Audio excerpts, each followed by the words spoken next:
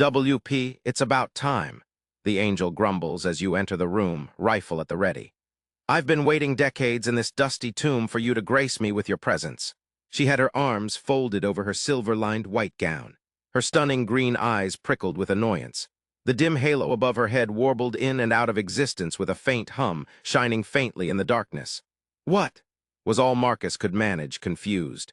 He flicked the safety on, letting the sling hold the weapon as he shouldered it. This is a war zone, ma'am.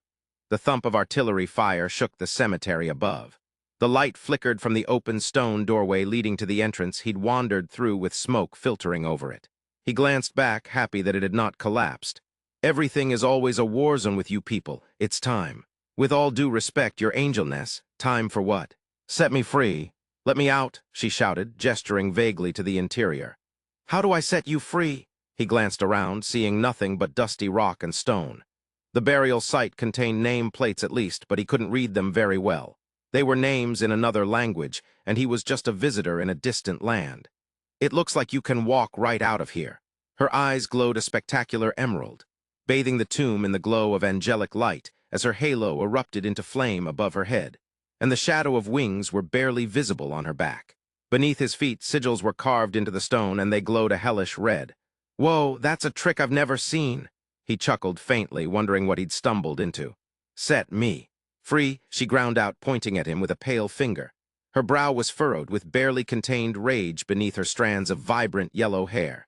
The ground rumbled above, shaking them both. Things were not going well above. He moved to the opposite end of the chamber, flicking his safety off and taking up a position on the opposite side of a sarcophagus. The rumbling didn't stop. So, Miss Angel, he yelled over the din. Yes, mortal.